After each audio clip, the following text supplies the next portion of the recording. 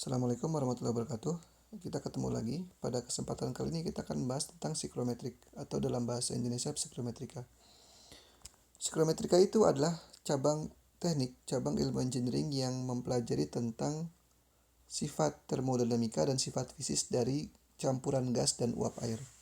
Biasanya psikometrik ini digunakan dalam saat mendesain sistem air conditioning, sistem tata udara. Kenapa? Karena pada saat mendesain sistem tata udara, salah satu yang diperhitungkan adalah kelembaban, dan kelembaban itu disebabkan oleh adanya uap air yang ada di dalam udara. Psikometrik ini biasanya menggunakan sebuah karta atau grafik yang di dalamnya terdapat berbagai macam besaran. Nanti kita bahas perlahan-lahan. Yang akan saya bahas di sini adalah wet bulb temperature dan humidity ratio. Kenapa? Karena untuk besaran lainnya mungkin sudah kita gunakan dalam kehidupan sehari-hari. Namun untuk wet bulb temperature dan humidity ratio lebih jarang kita gunakan dalam kehidupan sehari-hari.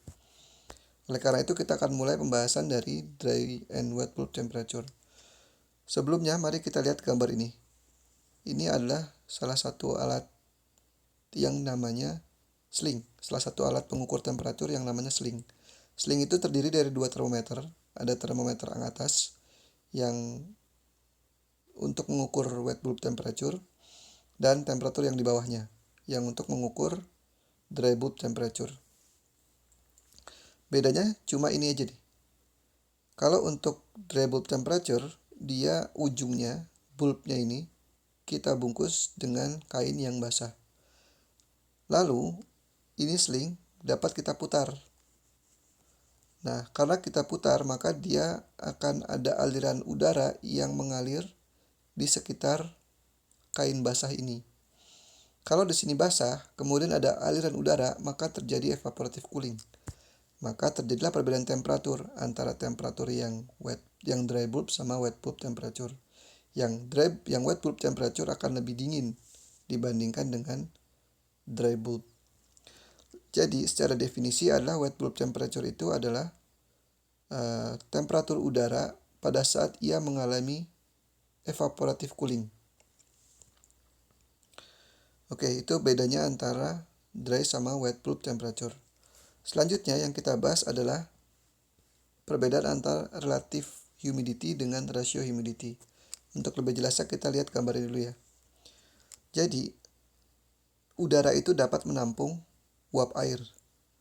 Semakin tinggi temperatur udara, maka semakin banyak massa uap air yang dapat ditangkap oleh si udara tersebut.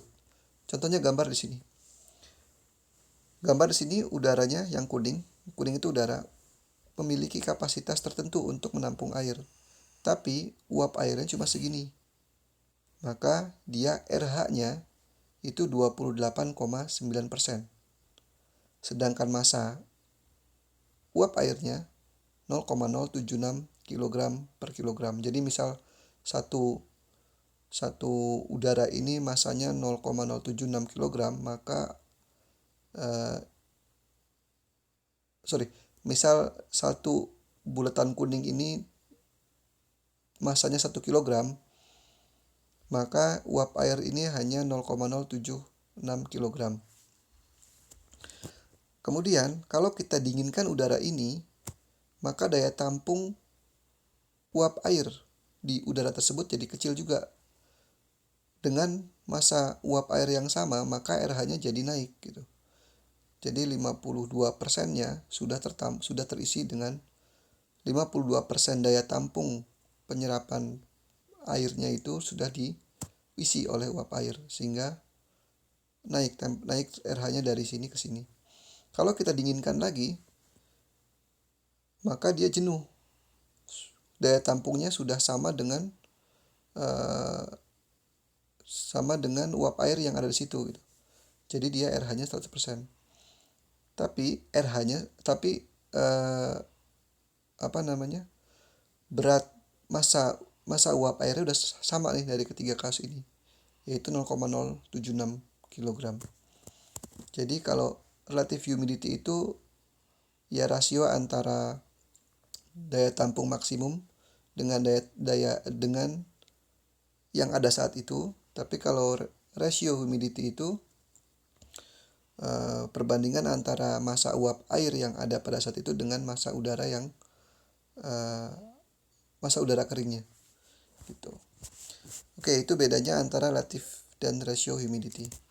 Nah, untuk karta psikometrik kita menggunakan sebuah grafik. Di sini ada berbagai macam garis. Misal di sini yang horizontal adalah dry bulb temperature, yang di sini adalah rasio humidity, kemudian ada relative humidity yang ini, dan lain sebagainya gitu. Ada berbagai macam besaran. Nah, contohnya gini.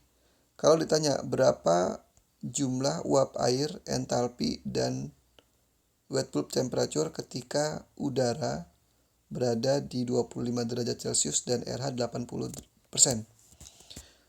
Kalau kita menggunakan psychrometric chart ini, selama kita punya minimal 2 besaran, kita bisa mendapatkan besaran yang lainnya. Contohnya ini, udaranya 25 derajat Celcius dan RH-nya 80 derajat Celcius. Kita bisa lihat 25 derajat Celcius ini adalah dry bulb, maka ada di sini. Kita tarik garis ke atas sampai di 80 derajat Celcius di sini. Titik potongnya adalah di sini. Nah, dengan cara seperti ini kita bisa tarik kemana? Kalau misalnya kita tarik ke arah horizontal ke sini, kita dapat nilai dari humidity ratio-nya. Kita bisa lihat di sini sekitar 16 gram per kilogram dry air.